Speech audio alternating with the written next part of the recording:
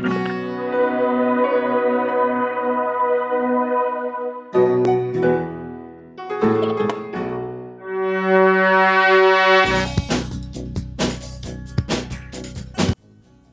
ya estamos otra vez aquí en este nuevo tutorial. Como todos los de esta serie, lo vamos a hacer en francés para que os acostumbréis a la terminología que se utiliza en este país. Pero tranquilos, que está subtitulado. Vamos.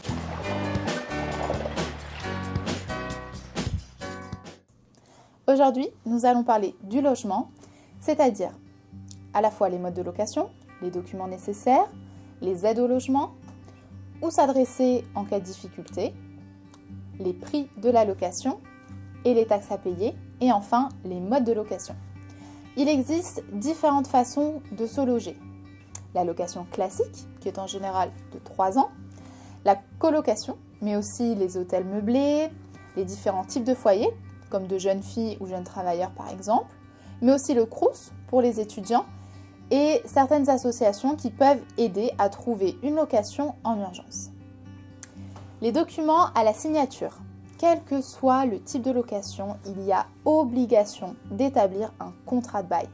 Les documents nécessaires sont la copie de la carte d'identité, une attestation de domicile ou quittance de loyer, la copie des 3 dernières fiches de paye, mais aussi la déclaration d'impôt de 2015, le cas échéant, une attestation d'assurance pour l'appartement, un relevé d'identité bancaire, un chèque pour le dépôt de garantie et un loyer d'avance.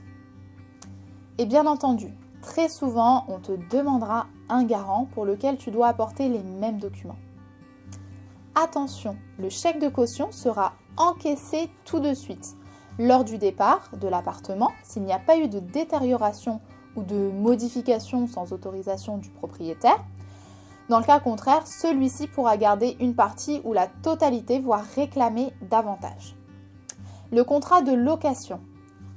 Le contrat ou bail doit comporter tout d'abord la désignation des locaux et équipements loués, mais aussi la durée et le renouvellement du bail, les conditions de résiliation, le montant du loyer et des charges, et l'état des lieux, ainsi que le montant du dépôt de garantie, le garant qui s'engage à payer le loyer en cas de défaillance.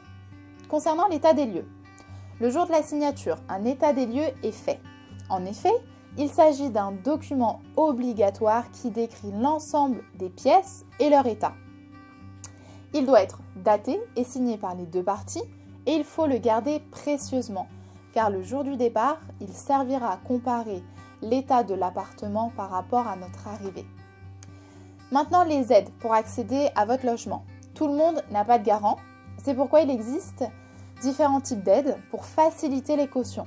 Par exemple, l'avance Locapass, qui est un montant égal au dépôt de garantie prévu dans le bail, ou bien la garantie Locapass, qui est une caution accordée par les organismes d'action logement du parc social.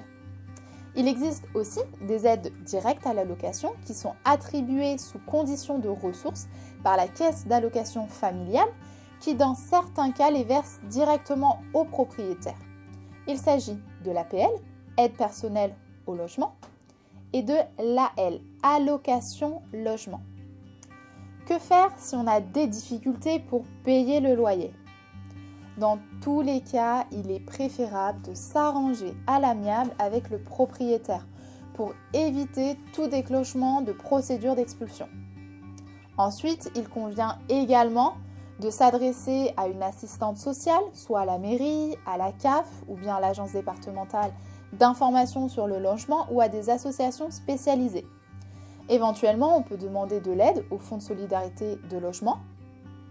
Maintenant, les prix du loyer et les taxes d'habitation. Les loyers sont libres depuis la loi sur l'encadrement des loyers. Le propriétaire ne peut augmenter ou diminuer le loyer qu'en fin de bail et en respectant les critères qui évoluent. Les taxes d'habitation, elles sont dues par tout occupant d'un logement au 1er janvier de l'année. En cas de départ anticipé, on peut demander un remboursement au prorata temporis au nouveau locataire. Attention à ne pas confondre avec la taxe foncière qui, elle, est due exclusivement par le propriétaire qui en aucun cas peut la réclamer au locataire. Si necesitas más información, las direcciones o los enlaces de todos estos organismos, visita nuestra página que es nuevaola.face.fr, donde encontrarás muchas más cosas y todos nuestros vídeos y tutoriales. Allez, bon courage!